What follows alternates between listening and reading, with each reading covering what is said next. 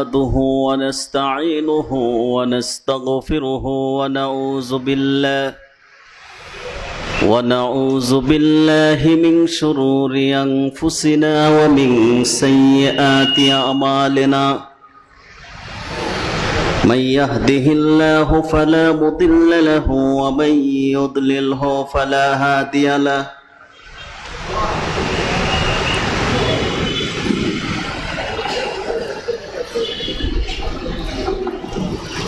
ونشهد أن لا إله إلا الله وحده لا شريك له ونشهد أن سيدنا وحبيبنا ومولانا محمدا عبد الله ورسوله صلى الله تعالى عليه وعلى آله وصحبه وسلم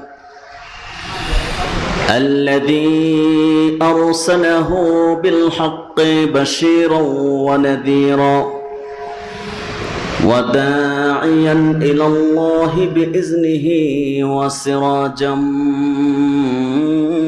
منيرا فقد قال الله تعالى في كلامه المجيد والفرقان الحميد أعوذ بالله من الشيطان الرجيم بسم الله الرحمن الرحيم يا أيها الذين آمنوا اتقوا الله حق تقاته ولا تموتن إلا وأنتم مسلمون واعتصموا بحبل الله جميعا ولا تفرقوا واذكروا نعمة الله عليكم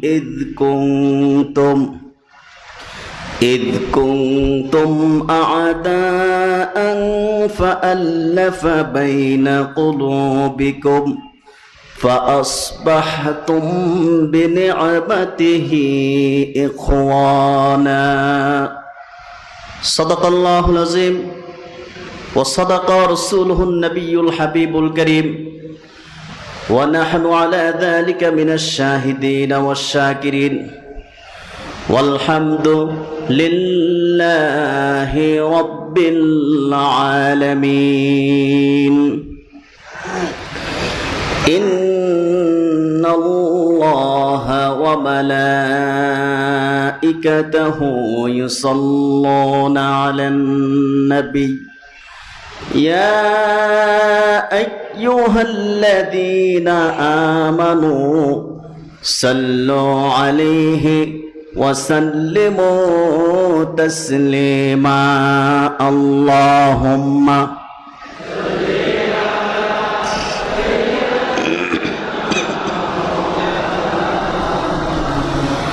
وعلى آل سيدنا मोहब्बते कंठ खुले आवाज करे पढ़ुन अल्लाहुम्मा सल्ले अला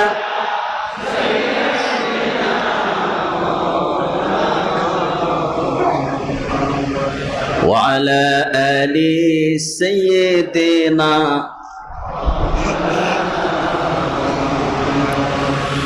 وكلهم من رسول الله ملتمس غرفا من البحر أو رشفا من الديم اللهم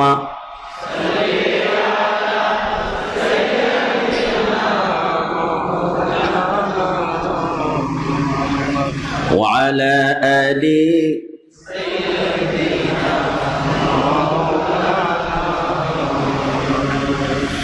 जियारत में मदीना की दिल में है तमन्ना,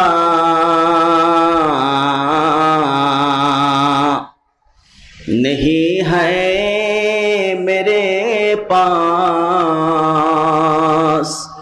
सफर का ज़माना। अल्लाहुम्मा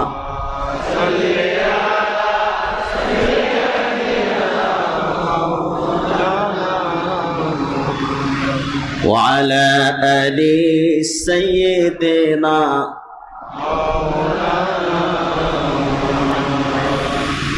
रूबा की हवाएं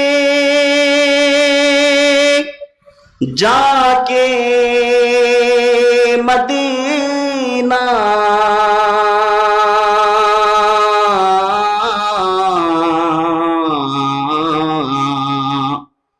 पहुंचा दो सलाम मेरा रौजा को मदीना। बलगल उला बिकमालिही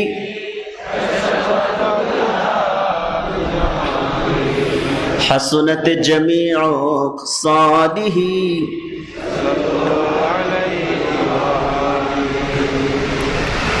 19 दिन ব্যাপী 54তম আন্তর্জাতিক সিরাতুন নবী সাল্লাল্লাহু আলাইহি সাল্লাম মাহফিলের আজকের 7ম দিনের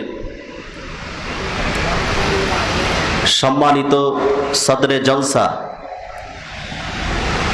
বিশিষ্ট ইসলামী চিন্তাবিদ শাহ সাহেব কেবলা রহমতুল্লাহ আলাইহির দৌহিত্র আলহাজ মাওলানা আব্দুল মালিক মোহাম্মদ বারাল্লাহু ফি উমরে, উপস্থিত ওলামায়ে কেরাম, আগত সম্ভ্রান্ত আমার দিনদার দিনপ্রিয় মুসলমান ভাই ও বন্ধুগণ, সবটুকুন শুকরিয়া মহান আল্লাহ তাআলার জন্যে, যিনি আজকের এই বরকতপূর্ণ সিরাত ময়দানে উন্মুক্ত প্ল্যাটফর্মে আমাদেরকে কবুল করেছেন, মঞ্জুর করেছেন। সেজন্য আসুন হৃদয়ের সবটুকুন আবেগ অনুভূতি উজাড় করে আল্লাহ তাআলার রাজি ও খুশির জন্যে কণ্ঠের সবটুকুন আওয়াজ ছেড়ে অবনত চিত্তে হৃদয়ের আবেগ ভালোবাসা উজাড় করে পড়ি আলহামদুলিল্লাহ। অসংখ্য অগণিত দরুদ ও সালাম আল্লাহর সৃষ্টির প্রধান আকর্ষণ, সমস্ত নবী ও রাসূলগণের মাথার তাজ, শামসুল হিদায়াত, বদরুদ্দুজা, আখিরি নবী, সকল নবী ও রাসূলগণের ইমাম হযরত মুহাম্মদ সাল্লাল্লাহু আলাইহি ওয়াসাল্লামের উপর। আল্লাহ পাক যাকে আজ থেকে 1000 বছর আগে সর্বশ্রেষ্ঠ ও সর্বশেষ নবী ও রাসূল হিসেবে প্রেরণ করেছেন, যার পরে আজ পর্যন্ত পৃথিবীতে অবশ্যই কোনো প্রকার নবী কিংবা রাসূল আসে নাই, অবশ্যই এখনো নাই, অবশ্যই কিয়ামত পর্যন্ত আসবে। সম্মানিত সুধী, নির্ধারিত বিষয়ে কথা বলার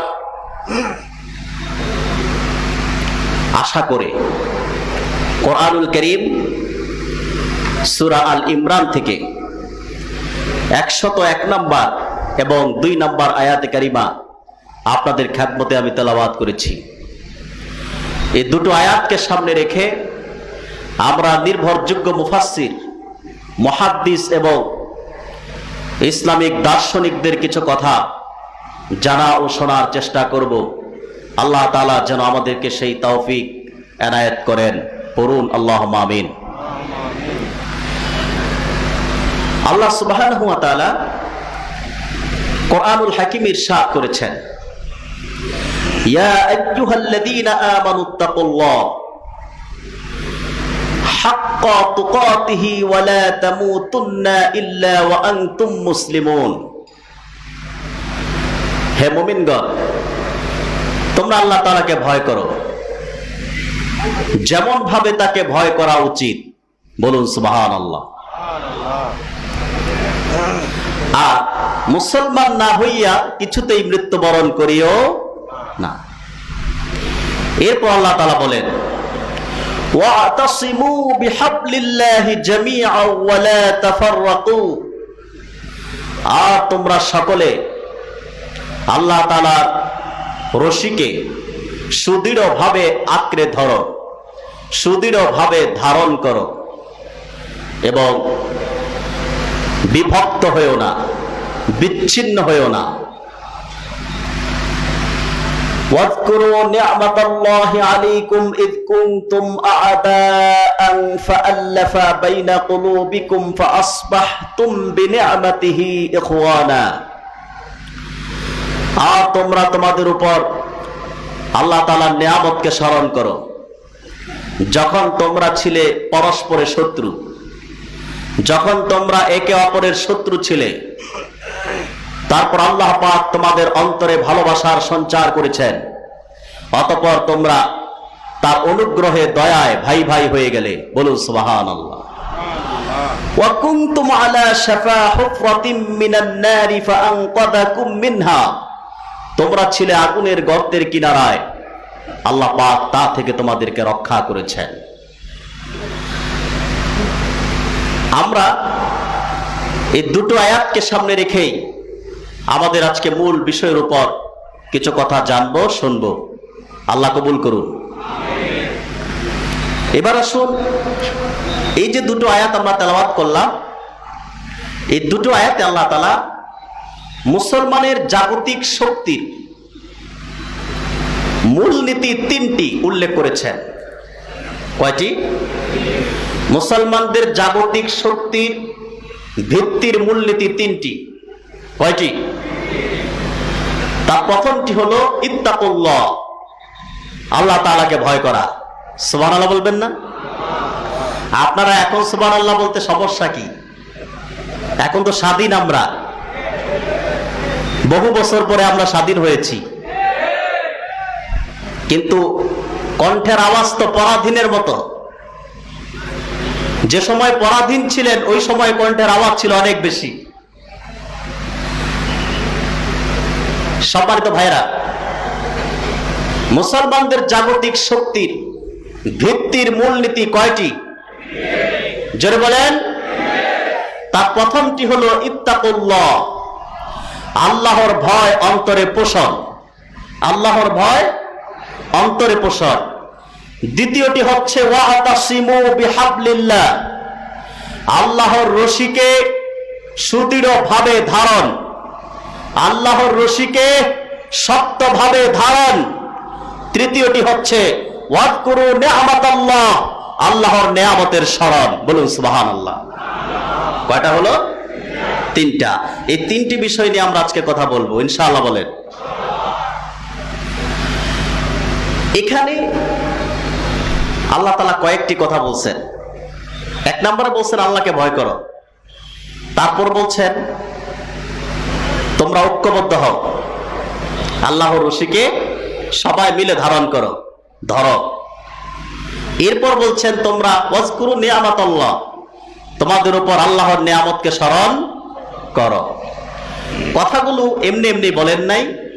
প্রত্যেকটি কোরআন শরীফের আয়াত নাজিল হওয়ার পেছনে কোনো না কোনো প্রেক্ষাপট নিহিত রয়েছে, ঠিক কিনা? আমরা নির্ভরযোগ্য দুনিয়ার শ্রেষ্ঠ মুফাসসিরের বক্তব্য আপনাদের সামনে তুলে ধরবো ইনশাআল্লাহ। আল্লামা বাগাবী রাহমাতুল্লাহি আলাইহি মুকাতিল ইবনে হাব্বানের বর্ণনায় লিখেছেন এই আয়াত দুটোর শানে নুজুল। আল্লামা বাগাবী মুকাতিল ইবনে হাব্বানের বর্ণনায় লিখেছেন যে বর্বরতার যুগে, জাহিলি যুগে আউস ও খাজরাজ গোত্রের লোকজন তারা পরস্পরের শত্রুতায় লিপ্ত ছিল, চরম দুশমনিতে লিপ্ত ছিল। রাসূল করিম সাল্লাল্লাহু আলাইহি ওয়াসাল্লাম তিনি যখন মক্কা মুআজ্জামা থেকে মদিনাতুল মুনাওয়ারাতে হিজরত করে তাশরীফ আনলেন। রাসূলুল্লাহ সাল্লাল্লাহু আলাইহি ওয়াসাল্লাম আউস ও খাজরাজ গোত্রের পুরনো দ্বন্দ্বকে মিটিয়ে দিলেন, তাদের মধ্যে মীমাংসা করে দিলেন। আল্লাহ হাবিব মুহাম্মদ সাল্লাল্লাহু আলাইহি ওয়াসাল্লামের পবিত্র নূরময় হাতে হাত রেখে আউস ও খাজরাজ গোত্রের লোকজন মুসলমান হয়ে গেল, কালেমা পড়ে নিল। মুসলমান হয়ে তারা শান্তিপূর্ণ পরিবেশে ভাই ভাই হয়ে বাস করতে লাগলো। ঘটনাক্রমে একবার আউস গোত্রের সালাবা ইবনে গনাম, খাজরাজ গোত্রের আসআদ ইবনে জুরারা, এই দুইজন ব্যক্তি নিজেদের গোত্রীয় আভিজাত্য এবং প্রাধান্য প্রমাণ করতে যে তারা কথা কাটাকাটিতে লিপ্ত হয়ে গেল। আউস গোত্রের একজন, খাজরাজ গোত্রের একজন, দুইজনে কথা কাটাকাটির এক পর্যায়ে সালাবা ইবনে গনাম আউস গোত্রের, তিনি আউস গোত্রকে শ্রেষ্ঠত্ব প্রমাণ করতে যে বলল, আমাদের গোত্রে এমন 4 জন ব্যক্তি রয়েছে যাদের সমকক্ষ তোমাদের গোত্রে কেউ নেই, তোমাদের মধ্যে কেউ নেই। সালাবা ইবনে গনাম বলল, আমাদের গোত্রেই রয়েছে খুজাইমা ইবনে সাবিত, যা সাক্ষ্য 2 জন সাক্ষীর সমতুল্য। আমাদের গোত্রেই রয়েছে হযরতে হানজালা, যার মৃত্যুর পরে দুনিয়ার কোন মানুষের গোসলের প্রয়োজন হয় নাই। মৃত্যুর পরে আল্লাহর হুকুমে আল্লাহর আকাশ থেকে জিবরিল আমিনের টিম এসে তার লাশখানা 3য় আকাশে নিয়ে জমজমের পানি দ্বারা গোসল দিয়েছে। হযরত হানজালা তিনি যুদ্ধে গিয়েছিলেন বাসর ঘর থেকে। কোন ঘর থেকে? কথা বলেন। আমরা সেই 1500 বছর আগের সোনালী যুগের নক্ষত্র তুল্য রাসূলুল্লাহ সাহাবীদের উত্তরসূরি অনুসরণ করি, যারা বাসর রাত বউ রেখে ঘরে জিহাদের ময়দানে আল্লাহ ও তার হাবিবের জন্য দিন প্রতিষ্ঠার আন্দোলনে ঝাঁপিয়ে পড়েছিল, যাদের বিদায়ী গোসল দুনিয়ার মানুষের দেওয়ার প্রয়োজন হয় নাই। আল্লাহর আকাশ থেকে জিবরিল আমিনের নেতৃত্বে টিম এসেছে, আকাশে 3য় আসমানে হযরত হানজালার লাশ নিয়ে গেছে, জমজমের পানি দ্বারা গোসল দিয়ে শেষ বিদায় দিয়েছে। আল্লাহু আকবার বলেন। সালাবা ইবনে গনাম বলল, আমাদের গোত্রেই রয়েছে হযরতে হানজালা, যার মৃত্যুর পরে আল্লাহর আকাশের ফেরেশতাগণ জমজমের পানি দ্বারা তার গোসল সম্পন্ন করেছেন। আমাদের গোত্রে রয়েছে সাআদ ইবনে মুআজ, যার মৃত্যুর পরে আল্লাহর আরশ কেঁপেছে। সুবহানাল্লাহ বলবেন। সালাবা ইবনে গনাম আরো বলল, 4 নম্বরে বলল, আমাদের গোত্রে আরো রয়েছে আসিম ইবনে সাবিত, যিনি আল্লাহর দ্বীনের জন্য পূর্ণ সহযোগিতা করেছে। এবার খাজরাজ গোত্রের আসআদ ইবনে জুরারা বলল, আমাদের গোত্রেও এমন 4 জন ব্যক্তি রয়েছে যাদের সমকক্ষ তোমাদের মধ্যে কেউ নেই। প্রথম নাম নিলেন হযরত উবাই ইবনে কাআব, বললেন আমাদের গোত্রে 4 জন ব্যক্তি আছেন যারা কোরআন শরীফকে শক্তভাবে ধারণ করেছে। তাদের প্রথম হলো উবাই ইবনে কাআব, যিনি সবচেয়ে বড় কারি ছিল, বলুন সুবহানাল্লাহ। এরপর বললেন মুআজ ইবনে জাবাল। এভাবে 4 জন সাহাবীর নাম নিলেন আর খাজরাজ গোত্রকে আভিজাত্যকে প্রমাণ করতে চাইলেন। কথা কাটাকাটির শেষ পর্যায়ে, তাদের 2 জনের কথা কাটাকাটির শেষ পর্যায়ে যুদ্ধ বেঁধে যাওয়ার উপক্রম হলো। নিজেরা যুদ্ধ বেঁধে যাওয়ার উপক্রম হলো। তাফসীরের কিতাব এসছে এমনকি তারা বল্লম নিয়ে যুদ্ধের সাজে সজ্জিত হয়ে এক গোত্র আরেক গোত্রের বিরুদ্ধে যুদ্ধ করার জন্য সশরীরে উপস্থিত হয়ে গেল ময়দানে। খবরটি জলদি করে আল্লাহর হাবিবের কাছে পৌঁছে দেওয়া হলো। বিশ্ব মানবতার মুক্তির সনদ, আল্লাহর আখিরি নবী, সকল নবী ও রাসূলগণের ইমাম, আমার প্রিয় নবীজি মুহাম্মদ সাল্লাল্লাহু আলাইহি ওয়াসাল্লাম জলদি করে ঘটনাস্থলে উপস্থিত হয়ে গেলেন। আল্লাহর হাবিব নবীজি মুহাম্মদ সাল্লাল্লাহু আলাইহি ওয়াসাল্লাম আউস ও খাজরাজ গোত্রের দ্বন্দ্বকে মিটিয়ে দিলেন, তাদের মধ্যে মীমাংসা করে দিলেন। তারা ময়দান ছেড়ে চলে গেল। সঙ্গে সঙ্গে আল্লাহ পাক কোরআন শরীফের আয়াত নাজিল করে দিল, ওয়াতাসিমু বিহাবলিল্লাহি জামিআন ওয়া লা তাফাররাকু ওয়াযকুরু নি'মাতাল্লাহি আলাইকুম إذ كنتم أعداء فألف بين قلوبكم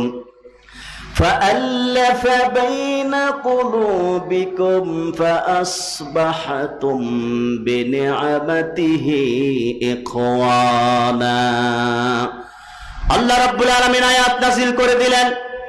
প্রথম আয়াতে আউস গোত্র খাজরাজ গোত্রকে বলল, তোমরা আল্লাহকে ভয় করো, ওয়াতাসিমু বিহাবলিল্লাহ, আর আল্লাহর রশিকে সকলে মিলে সুদৃঢ়ভাবে আঁকড়ে ধরো এবং বিভক্ত হয়ো না। আউস গোত্র খাজরাজ গোত্র আলাদা হয়ো না, তোমরা তো রাসূলুল্লাহর উম্মত, তোমরা তো তাওহীদে বিশ্বাসী, সবাই মুমিন মুসলমান, অতএব আলাদা হওয়ার কোনো প্রয়োজন নাই। সাথে সাথে তারা যে যুদ্ধ বেঁধে যাওয়ার উপক্রম করলো, তারা তাদের নিজেদের মধ্যে পারস্পরিক দ্বন্দ্ব হওয়ার কারণে আল্লাহ পাক তাদেরকে পুরনো কথা স্মরণ করিয়ে দিলেন। আল্লাহ পাক বলেন, ওয়াজকুরু নি'মাতাল্লাহি আলাইকুম ইদ কুনতুম আ'দাআন ফাআল্লাফা বাইনা কুলুবিকুম ফাআসবাহতুম বিনি'মাতিহি ইখওয়ানা। আল্লাহ রাব্বুল আলামিন বলেন, ও আউস ও খাজরাজ গোত্র, তোমাদের উপর আল্লাহর নিয়ামতকে স্মরণ করো, যখন তোমরা পরস্পরে শত্রু ছিলে, ঠিক কিনা? অর্থাৎ জাহিলি যুগে ইসলাম প্রবেশের আগে রাসূলুল্লাহ যখন মদিনাতুল মুনাওয়ারায় হিজরত করেন নাই, তখন তো তোমরা পরস্পরে শত্রু ছিলা। 40 বছর তোমরা মারামারি করছো। কত বছর? 40 বছর দুই গোত্র শুধু মারামারি করছে। রাসূলুল্লাহ আগমন করলেন, আল্লাহ হাবিবের খাতিরে আল্লাহ তাআলা আউস ও খাজরাজ গোত্রকে ঈমানের দৌলত দান করলে তারা হেদায়েত হয়ে গেল। সেই কথা স্মরণ করাই দিয়েছেন যে তোমরা ছিলে পরস্পরে একে অপরের শত্রু, আল্লাহ তাআলা তোমাদের অন্তরে ভালোবাসার সঞ্চার করেছেন। বলুন সুবহানাল্লাহ। অতএব তোমরা ভুলে যেও না। এরপরে আল্লাহ তাআলা বলেন, ওয়া ইন কুনতুম আলা শাফা হুফরাতিম মিনান নারি ফাআনকাযাকুম মিনহা, তোমরা ছিলে আগুনের গর্তের কিনারায়। অর্থাৎ আউস গোত্র খাজরাজ গোত্র, তোমরা জাহান্নামের আগুনে যাওয়ার জন্য শুধু মৃত্যুটাই বাকি ছিল। কি বাকি ছিল? মৃত্যুটা বাকি ছিল। অর্থাৎ মৃত্যু হলেই তোমরা জাহান্নামের আগুনে নিক্ষেপ হতে। আল্লাহ পাক দয়া করেছেন, অনুগ্রহ করেছেন, তোমাদেরকে আগুনের কিনারা থেকে রক্ষা করেছেন। বলেন সুবহানাল্লাহ। তাহলে আল্লাহর কোরআনের এই আয়াতের মাধ্যমে আমরা যে বুঝতে পারি, আল্লাহ তাআলা আল্লাহর নিয়ামতকে স্মরণ করতে হবে। ভুলে গেলে চলবে? কথা বলে না। ভুলে গেলে চলবে? আমাদের আজকের মূল বিষয় যেটা, মুসলমানদের পারস্পরিক ঐক্য, এটাই আমাদের মূল বিষয়। আমাদের মধ্যে কি ঐক্য আছে? কথা বলে না। আরে ভাই, ঐক্য তো আমাদের ভিতরে কিভাবে থাকবে? আমাদের ঘরেই তো ঐক্য নাই। 5 ভাই 5 রকম দল, 5 ভাই 5 ভাইয়ের মুরিদ, 4 ভাই 4 ভাইয়ের মুরিদ। কথা বল, আমাদের ভিতরে এগুলো সমস্যাগুলো আছে কিনা? আমরা 4 ভাই, 4 ভাইকে এক দল করি? 4 ভাইকে এক পীরের মুরিদ, একই মাদ্রাসার ছাত্র? না। ভাইয়ের হিসাব বাদ দেন, আমাদের ঘরে এতটাই দ্বন্দ্ব, স্বামী স্ত্রী তো ঐক্য নাই। যদি স্বামী স্ত্রী ঐক্য থাকতো তাহলে পত্র পত্রিকায় অনলাইনে কি আর ডিভোর্সের সংখ্যা এত বেড়ে যেত? আপনি পত্রিকা খুললেই শুধু ডিভোর্স আর ডিভোর্স। স্বামী স্ত্রী ঐক্য থাকলে কি স্বামীকে ধরে স্ত্রী মারতে পারত? কিন্তু মারা হচ্ছে কিনা বাংলাদেশে? স্ত্রী স্ত্রী স্বামীকে মারতেছে, স্বামী স্ত্রীকে মারতেছে, আছে না নাই? তা আমাদের ঘরেই তো ঐক্য নাই, ঠিক কিনা? আমরা বাহির ঐক্য করব, তবে আমাদের ঐক্য হয়ে যাবে যদি আমরা চেষ্টা করি, আল্লাহ বাকিটা করবেন। আমরা যদি চেষ্টা করি, সফলতা দিবেন কে? কারণ আমরা যারা মুমিন, দেখেন ঐক্যের ব্যাপারে পৃথিবীর কোন দার্শনিক চিন্তাবিদের দ্বিমত পোষণ নাই। ঐক্য যে মানুষের কল্যাণে হয়, ঐক্য হলে মানুষের কল্যাণ হয়, সমাজের কল্যাণ হয়, দেশের কল্যাণ হয়, এই ব্যাপারে পৃথিবীর কোন দার্শনিক বা চিন্তাবিদের দ্বিমত নাই। আছে? ঐক্য হলে ভালো হয়, ঠিক কিনা? চুরিও বেশি হয়। আচ্ছা আচ্ছা, ঐক্য হলে চুরিও বেশি হয় শুনলাম। অর্থাৎ 5-10 জন, 20 জন, 50 জন মিললে তখন আর চুরি থাকে না, ওটা ডাকাতির পর্যায়ে চলে যায়, ঠিক কিনা? সম্মানিত ভাইয়েরা, আমরা যে মুসলিম মুমিন, মুমিনদেরকে আল্লাহ তাআলা পরস্পরের ভাই বানিয়ে দিয়েছেন। কি বানিয়ে দিয়েছেন? আল্লাহ রাব্বুল আলামিন বলেন, ইন্নামাল মুমিনুনা ইখওয়াতুন ফাআসলিহু বাইনা আখাওয়াইকুম ওয়াত্তাকুল্লাহা লাআল্লাকুম তুরহামুন। আল্লাহ রাব্বুল আলামিন বলেন, মুমিনগণ, নিশ্চয় মুমিনগণ পরস্পরে ভাই ভাই, পরস্পরের ভাই ভাই। কাজেই তোমরা তোমাদের ভাইদের মধ্যে মীমাংসা করে দাও। সুবহানাল্লাহ বলেন। এবং আল্লাহ তাআলাকে ভয় করো। কাকে? আল্লাহকে ভয় করো। এরপর আল্লাহ রাব্বুল আলামিন বলেন, শুধু মুমিনগণ পরস্পর, মুমিনগণ ভাই ভাই এতটুকুই নয়, মুমিন পুরুষ মুমিন নারী তারা একে অপরের বন্ধু। এই বন্ধুত্ব তৈরি করে দিয়েছেন কে? রাব্বুল আলামিন বলেন, ওয়াল মুমিনুনা ওয়াল মুমিনাতু বা'দুহুম আউলিয়াউ বা'দ ইয়া'মুরুনা বিল মা'রুফি ওয়া ইয়ানহাউনা 'আনিল মুনকার ওয়া ইউকিমুনাস সালাতা ওয়া ইউতুনাজ যাকাত।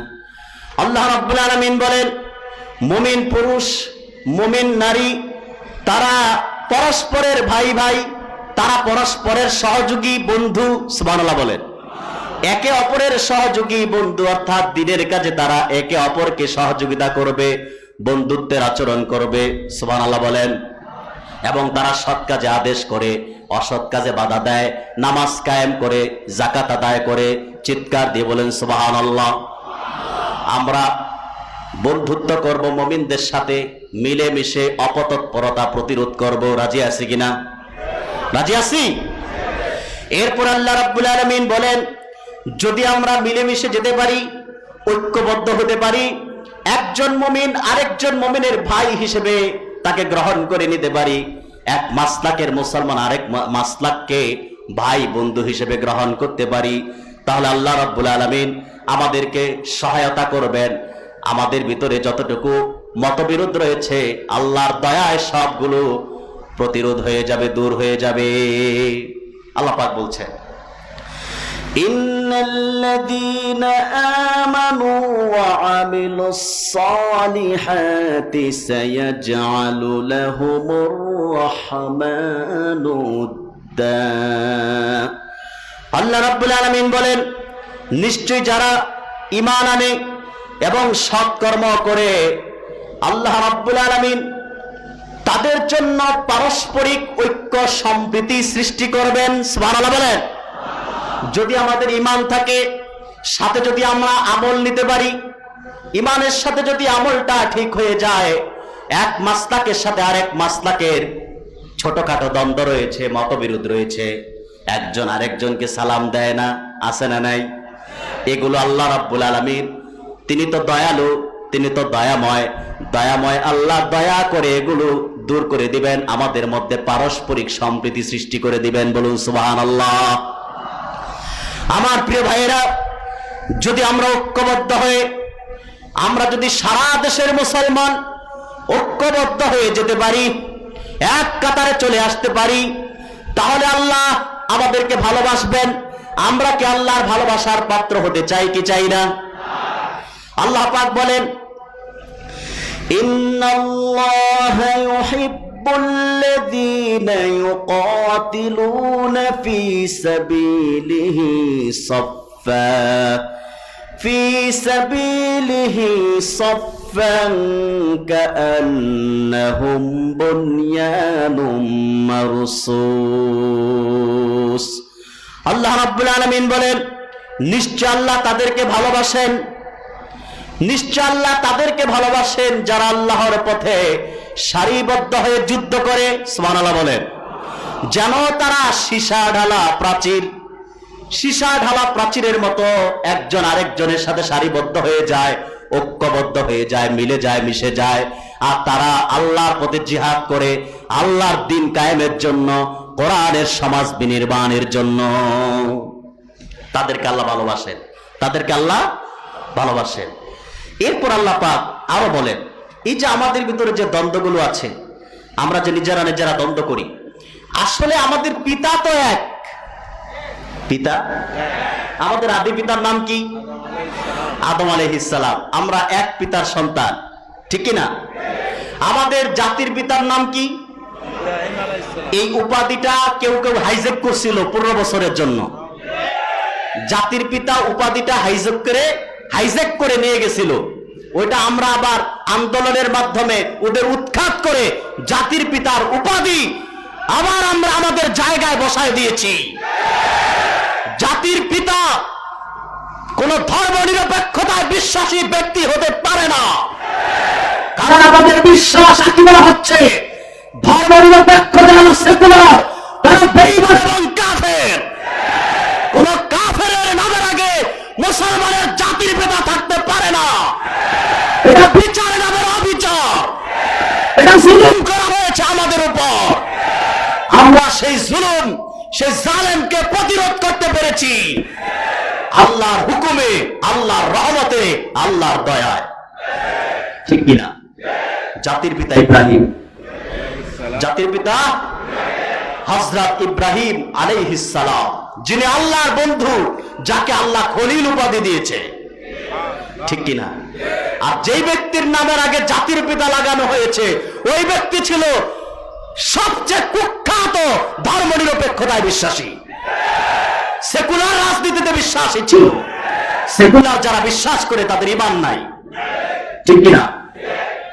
আমার সম্মানিত ভাইরা, আল্লাহ পাক বলেন, যারা ঐক্যবদ্ধভাবে সারিবদ্ধ হয়ে এক হয়ে নেক হয়ে আল্লাহর পথে সীসা ঢালা প্রাচীরের মতো যুদ্ধ করে জিহাদ করে, আল্লাহ তাদেরকে ভালোবাসেন। আল্লাহর ভালোবাসার পাত্র হতে চান? আল্লাহর প্রিয় হতে চান? যদি চান তাহলে ঐক্যবদ্ধ হওয়ার বিকল্প আর কোনো রাস্তা, আমাদেরকে ঐক্যবদ্ধ হতে হবে, এক হতে হবে। মাসলাক আপনার যেটাই থাক, দল আপনার যেটাই থাক, কিন্তু আপনি আল্লাহকে বিশ্বাস করেন, আল্লাহর তাওহীদকে বিশ্বাস করেন, রাসূলুল্লাহর রিসালাতকে বিশ্বাস করেন, খাতমে নবুয়তকে বিশ্বাস করেন, আপনার সাথে আমার কোনো দ্বন্দ্ব নাই, দ্বন্দ্ব থাকবে না। সবাইকে এক হতে হবে, ঠিক কিনা? আমার প্রিয় ভাইয়েরা, আমরা যে এক, আল্লাহ রাব্বুল আলামিন বলেন, ওয়া ইন্না হাযিহি উম্মাতুকুম উম্মাতান ওয়াহিদা ওয়া আনা রাব্বুকুম ফাত্তাকুন। তোমাদের উম্মত আর তোমাদের উম্মত তো একই উম্মত, একটাই উম্মত, এবং তোমাদের রব একজন, আমি তোমাদের রব। কাজেই আমাকে ভয় করো। আমাদের রব কয়জন? ইন্নাল্লাযীনা ক্বালু রাব্বুনাল্লাহু সুম্মা ইসতাকামু তাতানাজ্জালু আলাইহিমুল মালাইকা, নিশ্চয় যারা বলবে আমাদের রব আল্লাহ, আমাদের রব কে? আল্লাহ। সুম্মা ইসতাকামু আলা তাওহীদি ওয়া গায়রিহি মিম্মা ওয়াজাবাত আলাইহি, যখন মানুষটা বলবে আল্লাহ আমার রব, তিনি এক, তার কোনো শরীক নাই, সুম্মা ইসতাকামু, আর তার কথায় সে অটল অবিচল থাকবে।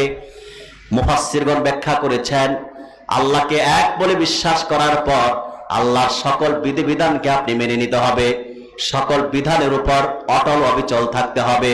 তাহলে কোরআন দিয়ে সমাজ গঠন করো, কোরআন দিয়ে সমাজ বিনির্মাণ করো, আল কোরআনের শাসন কায়েম করো, এই হুকুম আল্লাহর আছে না নাই? তা আমরা সেই হুকুমে বাস্তবায়নের জন্য যাত্রা শুরু করতে হবে, ঠিক কিনা বলেন? আমার প্রিয় ভাইয়েরা, এইরকম অসংখ্য আয়াতে আল্লাহ রাব্বুল আলামিন ঐক্যের কথা বলেছেন। আমরা জানলাম আমাদের আদি পিতা একজন, হযরত আদম আলাইহিস সালাম। আমাদের আদি মাতা একজন, হযরত হাওয়া আলাইহিস সালাম। আমাদের জাতির পিতা, কথা বলে না, ইব্রাহিম আলাইহিস সালাম। আমাদের কাবা, জোরে বলেন, কণ্ঠ খুলে আওয়াজ দেন, আমাদের কাবা এক। যাদের সাথে আমাদের দ্বন্দ্ব তাদেরও কাবা এক। আমরা যাদের সাথে আমাদের দূরত্ব সামান্য খুঁটিনাটি বিষয় নিয়ে, তাও কাবা এক বিশ্বাস করে, আল্লাহ এক বিশ্বাস করে, রাসূলুল্লাহ রিসালাত খাতমে নবুয়ত বিশ্বাস করে। তাহলে এই যে দূরত্বগুলো, আমাদেরকে ভালোবাসার মাধ্যমে দূরত্বগুলো মিটিয়ে নিতে হবে। কি বলেন? যদি দূরত্ব সৃষ্টি, দূরত্ব প্রতিরোধ করে মিটিয়ে না নেওয়া যায়, মীমাংসা না করা যায়, আমরা যদি এক না হতে পারি, তাহলে খুব বেশি সময় লাগবে আল্লাহর কোরআনের রাজ কায়েম করতে। আর যদি আমরা এক হতে পারি, ঐক্যবদ্ধ হয়ে যেতে পারি, তাহলে বেশি দিন সময় লাগবে না। কারণ আমাদের নির্যাতন নিপীড়ন করা হয়েছে 15 বছর। কত বছর? আমরা দেশ স্বাধীন হয়েছে 71-এ, কিন্তু আমরা তখনও স্বাধীন ছিলাম না। স্বাধীন ভূখণ্ডে বসবাস করা সত্ত্বেও ভারতের প্রভাব থেকে আমরা মুক্ত ছিলাম না। কিন্তু আলহামদুলিল্লাহ, আল্লাহ রসিম রহমতে আমরা ভারতের প্রভাব থেকে মুক্ত হয়েছি কিছুটা। আশা করি দিন যত যাবে, ভারতের প্রভাব বাংলাদেশে কমে যাবে, ঠিক কিনা? আমার প্রিয় ভাইয়েরা, তাহলে আমরা, আমাদের কাবা এক, মদিনা এক, রাসূল এক, ঠিক কিনা? শরীয়ত একটাই। তাহলে আমাদের ভিতরে এত দ্বন্দ্ব থাকবে কেন? এই দ্বন্দ্বগুলো কিভাবে আমরা মিটাতে পারি? আর পারস্পরিক দ্বন্দ্ব সৃষ্টি হয় হিংসা বিদ্বেষের কারণে। কিসের কারণে? কথাগুলো আমার না, আমি যে কথাগুলো বলতেছি দার্শনিকদের কথা বলতেছি, তারা বলে গেছেন এই যে দূরত্ব সৃষ্টি হয়, দ্বন্দ্ব মতানৈক্য, এগুলো সৃষ্টি হয় পারস্পরিক হিংসা বিদ্বেষের কারণে।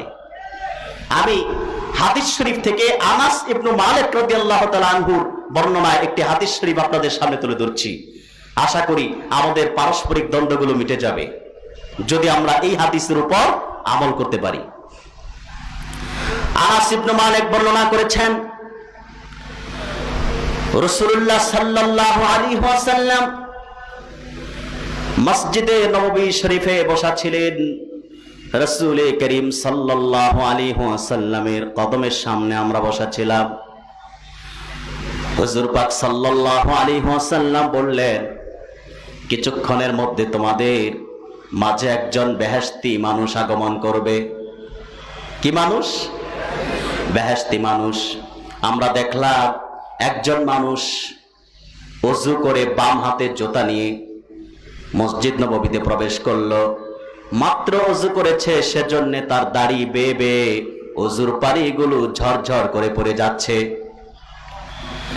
দ্বিতীয় দিন রাসূলুল্লাহর সামনে আমরা বসা, আল্লাহর হাবিব সাল্লাল্লাহু আলাইহি সাল্লাম আবার বললেন, কিছুক্ষণের মধ্যেই তোমাদের মাঝে একজন জান্নাতি মানুষ আগমন করবে। দেখলাম গতকাল যে ব্যক্তি যেভাবে আগমন করলো, তিনি আজকেও ওযু করে এসেছেন, তার দাড়ি বেয়ে ওযুর পানিগুলো টপ টপ করে ঝরছে। তৃতীয় দিন আল্লাহর হাবিব মুহাম্মদ সাল্লাল্লাহু আলাইহি ওয়াসাল্লাম আবার একই কথা বললেন। দেখলাম পূর্বের ব্যক্তি আজকে এসেছেন। রাসূলুল্লাহ সাল্লাল্লাহু আলাইহি সাল্লামের নসিহত শেষ, আল্লাহর হাবিব নবীজি মুহাম্মদ সাল্লাল্লাহু আলাইহি ওয়াসাল্লাম যখন বৈঠক থেকে উঠে দাঁড়ালেন, হযরত আব্দুল্লাহ ইবনে আমর ইবনুল আস রাদিয়াল্লাহু তাআলা আনহু তিনি বলেন, আমি ওই ব্যক্তির পিছু নিলাম যিনি 3 দিন নতুন ওযু করে মসজিদ নববীতে ঢুকেছে, আল্লাহর রাসূল তাকে জান্নাতি মানুষ বলেছে। ওই ব্যক্তির পিছু নিলাম। কিছুক্ষণ দূরে যাওয়ার পর আমি বললাম, আমার পিতার সাথে আমার ঝগড়া হয়েছে, আমি শপথ করে বলেছি তার বাড়িতে 3 দিন যাব না। যদি আপনি আপনার বাড়িতে আমাকে নিয়ে যেতেন, থাকতে দিতেন, আমি কৃতজ্ঞ হতাম। ওই ব্যক্তি বলল, চলো আমার সাথে। নিয়ে গেলেন মেহমান হিসেবে। 3 দিন আমর ইবনুল আস সেই বাড়িতে ছিলেন। ওই ব্যক্তিকে বিশেষ কোন আমল করতে দেখেন নাই। আমর ইবনুল আস 3 দিন থেকে চলে আসতেছেন। আসার সময় বললেন, আল্লাহর বান্দা, আপনার বাড়িতে আমি এসেছি, বাবার সাথে ঝগড়া হয়েছে, এটি কোনো বিষয় নয়। মূল উদ্দেশ্য হচ্ছে, মাকসাদ হচ্ছে, আপনি 3 দিন মসজিদ নববীতে প্রবেশ করেছেন। রাসূলুল্লাহ সাল্লাল্লাহু আলাইহি সাল্লাম আপনি প্রবেশ করার আগ মুহূর্তে বলেছেন, তোমাদের মাঝে একজন বেহেশতি মানুষ প্রবেশ করবে। যতবার রাসূলুল্লাহ বেহেশতি মানুষের কথা বলেছেন, ততবার আপনি প্রবেশ করেছেন। কোন আমলের কারণে আপনি দুনিয়ায় থাকতে জান্নাতি মানুষ হয়ে গেলেন, সে আমলখানা দেখার জন্য আপনার পিছু নিয়েছি, আপনার বাড়ি পর্যন্ত এসেছি। কিন্তু আপনাকে তো দেখলাম না বিশেষ কোনো আমল করতে। আমর ইবনুল আস বলেন যে, আমি ওনাকে বিশেষ কোনো আমল করতে দেখি নাই, রাতে তাহাজ্জুদে উঠতেও দেখি নাই। তবে তিনি যখন শয়ন পরিবর্তন করতেন, কাক পরিবর্তন করতেন ডান থেকে বামে ঘুমানোর সময়, তখন তিনি জিকির করতেন। সুবহানাল্লাহ বললেন। হযরত আব্দুল্লাহ ইবনে আমর ইবনুল আস বললেন, বিশেষ কোন আমল তো করতে দেখলাম না, চলে যাই। এবার ওই ব্যক্তি আব্দুল্লাহ ইবনে আমর ইবনুল আসকে বললেন, দাঁড়াও, মনে রেখো আমি বিশেষ কোন আমল করি না, এটা সত্য। তবে শোনো, আল্লাহর কোন বান্দা, কোন মুমিন কষ্ট পাবে এমন কোন কথা আমি জবান দিয়ে বলি না। আমার কথায় কোন মুমিনকে কষ্ট দেই না, এবং আল্লাহ যদি কাউকে নিয়ামত দান করে সেটা নিয়ে আমি হিংসাও করি না। হযরত আব্দুল্লাহ ইবনে আমর ইবনুল আস বললেন, আল্লাহ শপথ করে বলছি, নিশ্চয়ই আপনার এই মহান 2টি গুণের কারণে আল্লাহ রাব্বুল আলামিন আপনাকে বেহেশতি মানুষ হিসেবে কবুল করে নিয়েছে। তার প্রথম গুণ, তিনি তার জবান দ্বারা কোন মানুষ মুমিন কষ্ট পায় এমন কথা বলেন না। কোন মুমিন কষ্ট পায় ওই কথা বলেন নাই। তাহলে বোঝা যায়, আমাদের পারস্পরিক যে দ্বন্দ্ব হয় সেগুলো তো হিংসা বিদ্বেষের কারণেই হয় কিনা? আমরা মানুষকে অনেক ভাবেই তো কষ্ট দিতে পারি, জবানের দ্বারা, কথা দ্বারাও দিতে পারি, চোখের ইশারা দ্বারাও দিতে পারি, ঠিক কিনা? ফেসবুকে আমরা কষ্ট দেই মানুষকে, সবচেয়ে বেশি কষ্ট দেই। ফেসবুক এখন আযাব গজবে পরিণত হয়ে যাচ্ছে, ঠিক কিনা? তবে আমাদেরকে এই পথ থেকে ফিরে আসতে হবে। মানুষকে কষ্ট দেওয়া যাবে, মুমিনকে কষ্ট দেওয়া যাবে না। মানুষে মানুষে অনৈক্য যারা করে, ফাসাদ যারা সৃষ্টি করে, অনৈক্য করে, তাদের ব্যাপারে আল্লাহ তাআলা বলছেন সূরা আল ইমরান 105 নম্বর আয়াতে তাদেরকে কঠোর হুঁশিয়ারি দিয়েছেন। আল্লাহ রাব্বুল আলামিন বলেন, ওয়ালা তাকুনু কাল্লাযীনা তাফাররাকু ওয়াখতালাফু মিন বা'দি মা জাআহুমুল বায়িনাত ওয়া উলাইকা أولئك لهم عذاب عظيم আল্লাহ রাব্বুল আলামিন বলেন,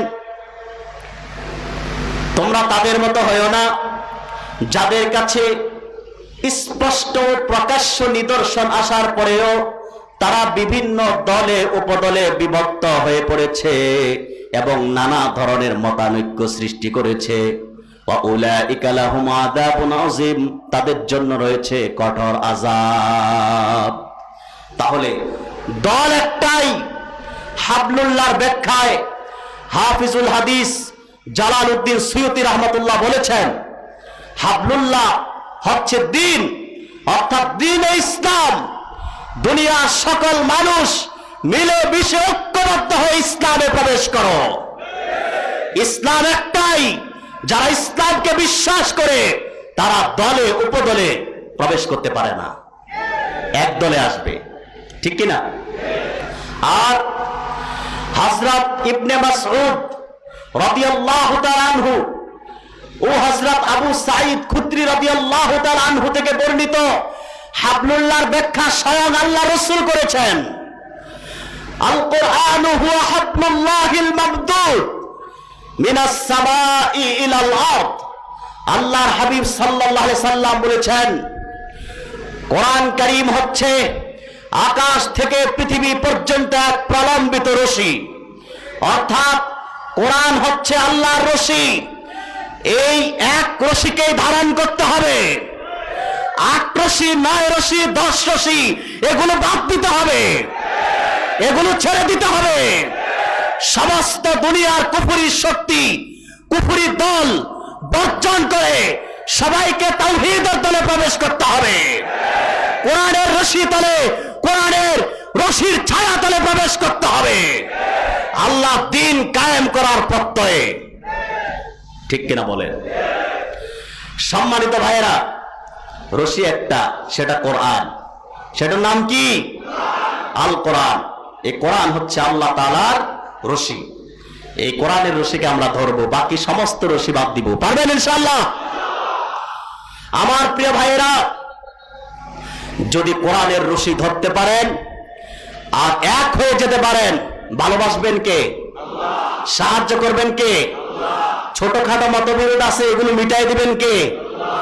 আমার আপনার কাজ চেষ্টা করা, সফলতা দেওয়ার মালিক কে? আল্লাহ। আল্লাহ। তিনি সফলতা দিবেন। তিনি সফলতা দিয়েছেন বলেই ইসলামী ইতিহাস সাক্ষী, সিরাতের কিতাব সাক্ষী, ১৫০০ বছর আগে রাসূল করিম সাল্লাল্লাহু আলাইহি ওয়াসাল্লামের জীবনের সর্বপ্রথম জিহাদ ছিল বদরের ময়দান। মুসলমানদের অস্তিত্বের লড়াই ছিল বদর যুদ্ধ। সেই বদর যুদ্ধে শুধুমাত্র রাসূলুল্লাহ সাল্লাল্লাহু আলাইহি ওয়াসাল্লামের নির্দেশনায় ৩১৩ জন সাহাবী আল্লাহর পথে জীবন বিসর্জন দিতে ঝাঁপিয়ে পড়েছিল। হাজারো কাফের এবং তাদের ৭০ নেতাকে হত্যা করে জাহান্নামের কিনারায় পাঠিয়ে হাজারো কাফেরকে পরাজিত করে বিজয়ের মালা পরিধান করেছিল বদর যুদ্ধের মুসলমান। সাহায্য করেছিলেন কে? সফলতা দিয়েছেন কে? ৩১৩ হাজারো কাফিরকে পরাজিত করেছে। সফলতা আল্লাহর হাতে, ঠিক কিনা? এরপর উহুদ যুদ্ধে সাহাবায়ে কেরাম ৭০ জন সাহাবী নিজের জীবনের রক্তের ফোঁটা নাজরানা পেশ করে ময়দানে আল্লাহ দ্বীন কায়েমের জন্য নিজের জীবন বিসর্জন দিয়েছিল, ঠিক কিনা?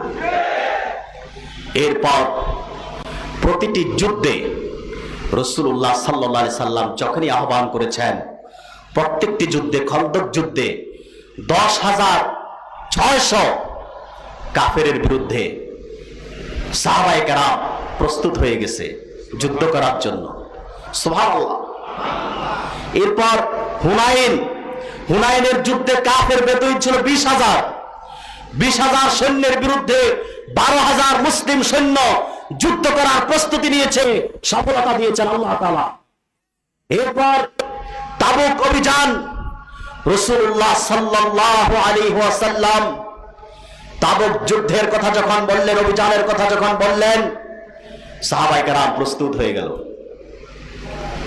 হয়ে গেল রোমান বাহিনীদেরকে প্রতিরোধ করার জন্য। কিন্তু আমরা কত আর মার খাবো আমরা 14 বছর মার খেয়েছি। শুনি এখনো উপজাতিরা, খ্রিস্টানরা আমাদেরকে পার্বত্য চট্টগ্রামে মুসলমানদেরকে এখনো মারে। কোন সাহসে মারে? এই সাহস তারা কোথায় পায়? হিন্দুস্তানে পায় নাকি বার্মা থেকে পায় নাকি আমেরিকা থেকে পায়? প্রশ্ন প্রশাসনের কাছে। পার্বত্য চট্টগ্রামে খ্রিস্টান মিশনারির অর্থনৈতিক সহায়তায় একজন মুসলমানের উপরে যদি হামলা হয়, বাংলাদেশের খ্রিস্টান মিশনারির সমস্ত কার্যক্রম মুসলমান নিজ হাতে নিষিদ্ধ করবে।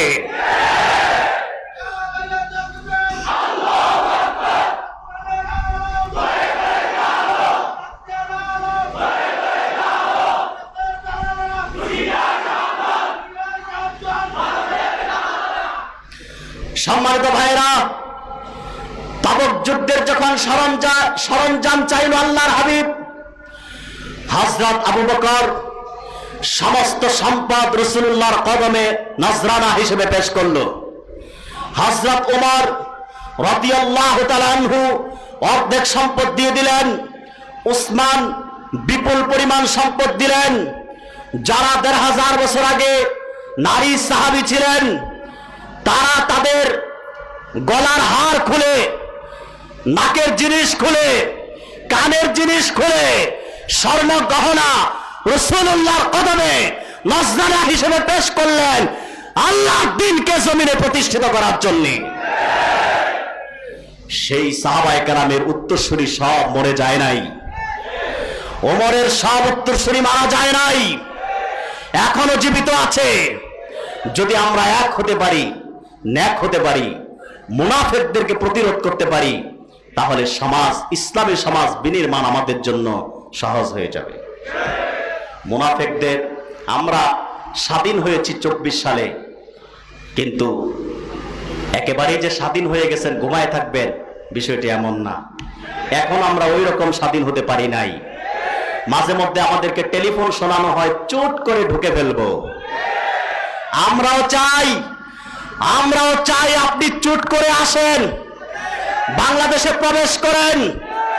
আল্লামা সাঈদীকে হসপিটালে ইনজেকশনের মাধ্যমে শহীদ করা হয়েছে।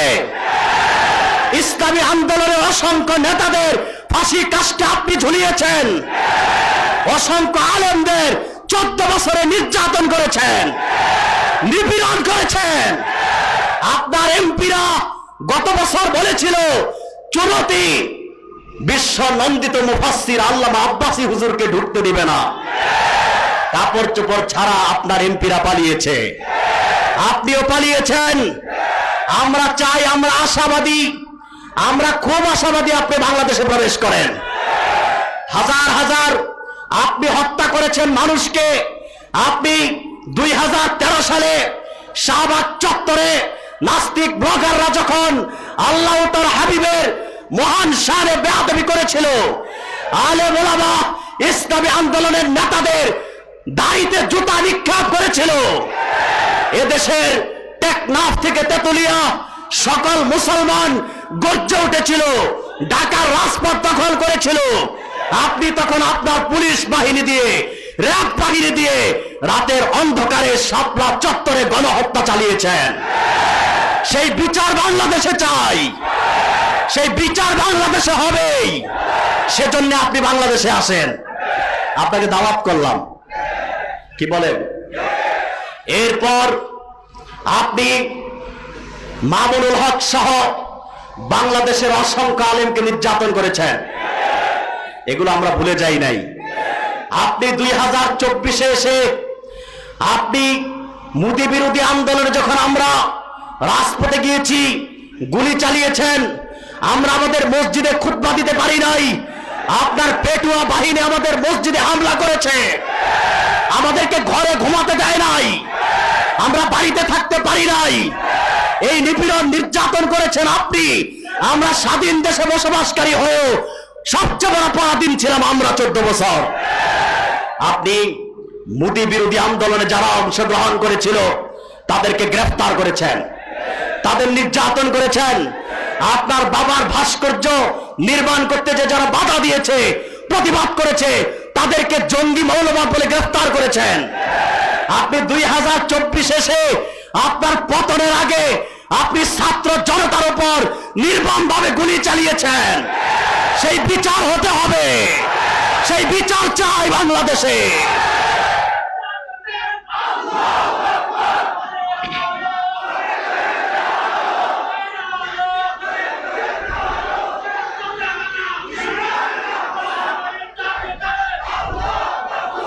আমার প্রিয় ভাইয়েরা, আমার প্রিয় ভাইয়েরা, যারা জালেম সরকারের 14 বছর দালালি করেছিল, ওই সব আলেম ফরিদউদ্দিন মাসুদের মতো ওই রকম ভুয়া আল্লামা যত আছে তাদেরকে প্রতিরোধ করতে হবে।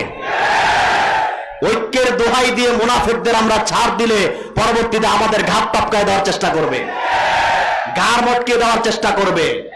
সেজন্য ঐক্য হবে মুমিনে মুমিনে, ঐক্য হবে মুমিনের সাথে, মুসলমানের সাথে, মাসলাকের সাথে।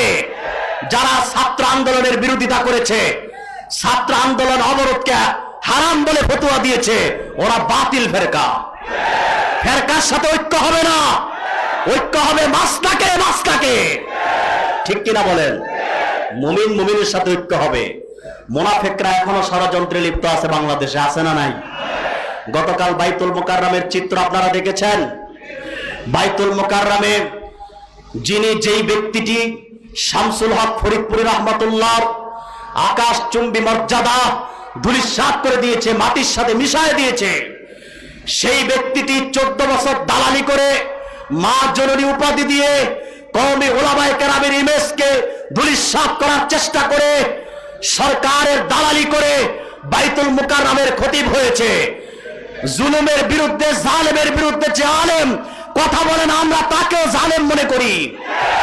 অতএব জাতীয় মসজিদ বাইতুল মুকাররমের খতিব কোন জালিম মুনাফিক হবে না।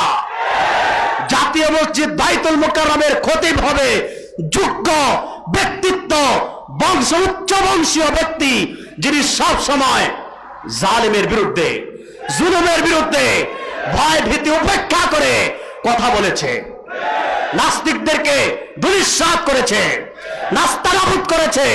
ওই রকম হক্কানি মুহাক্কিক আলেম বা পীরকে বাংলাদেশের জাতীয় মসজিদের খতিব চাই।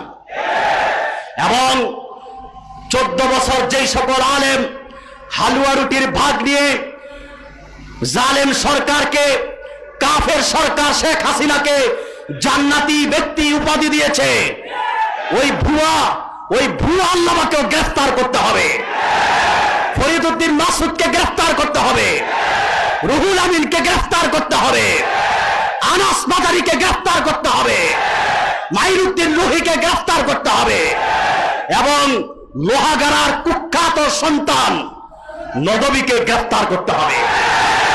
নদবী যেখানে আছে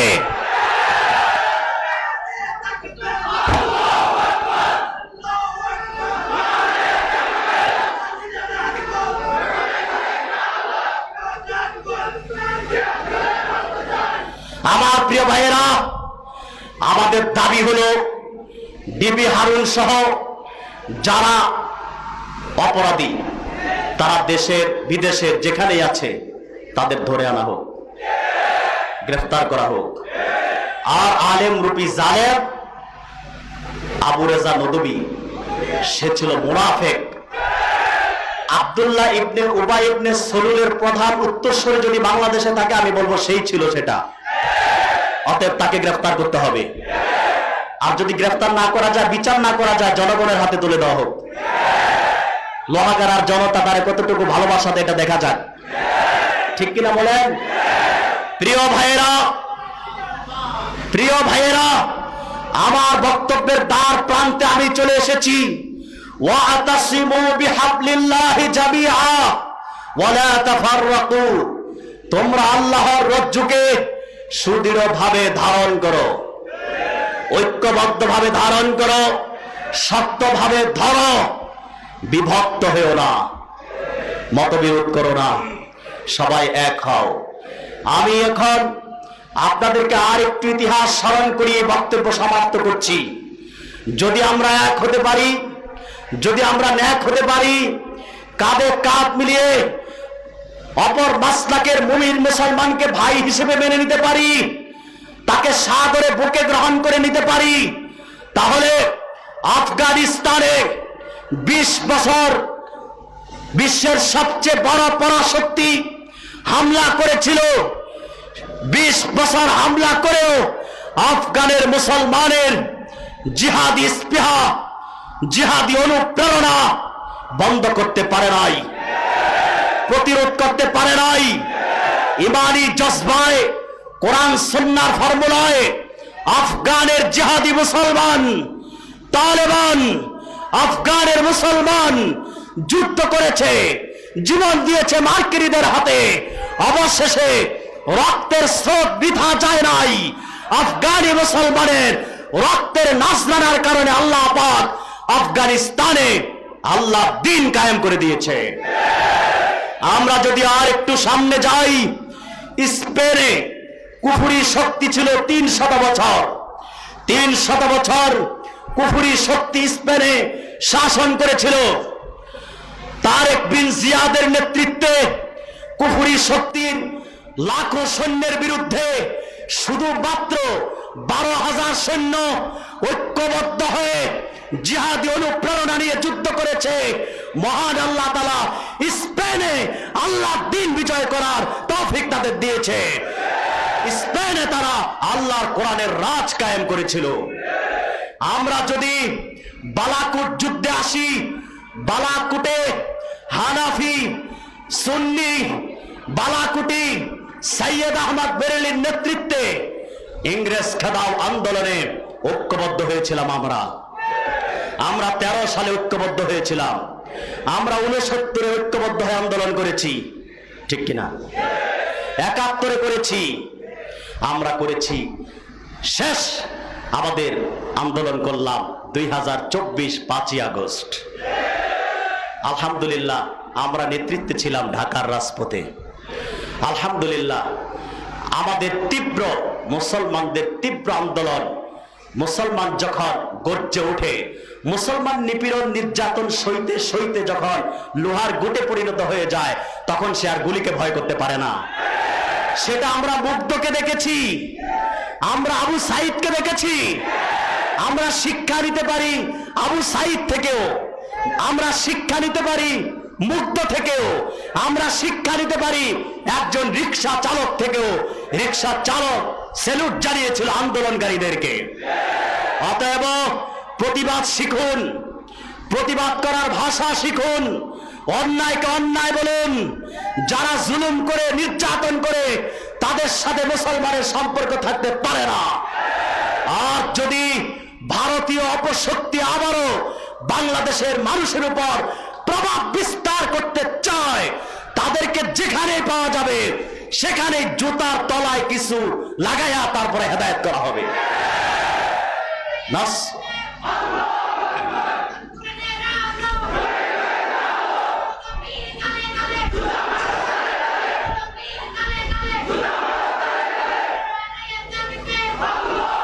আমার প্রিয় ভাইয়েরা, সময় আমার শেষ হয়ে গেছে। আমি বিদায় বেলা আর একটি দাবি করছি এই ঐতিহাসিক প্ল্যাটফর্ম থেকে। আমরা সকলে মিলে স্বাধীনতার পর থেকেই বাংলাদেশ সরকার যারাই এসেছে তাদের কাছে দাবি করেছিলাম যেন কাদিয়ানীদেরকে রাষ্ট্রীয়ভাবে কাফের ঘোষণা করা হয়। কোন সরকার কাফের ঘোষণা করে নাই। যারাই সরকারে এসেছে সবাই আমাদের ধোঁকা দিয়ে গেছে। এখন আমরা সামনে আর ধর্মনিরপেক্ষ চাই না, সমাজতন্ত্র চাই না, রাজতন্ত্র চাই না। আমরা চাই কোরআনপন্থী, ইসলামপন্থীদেরকে।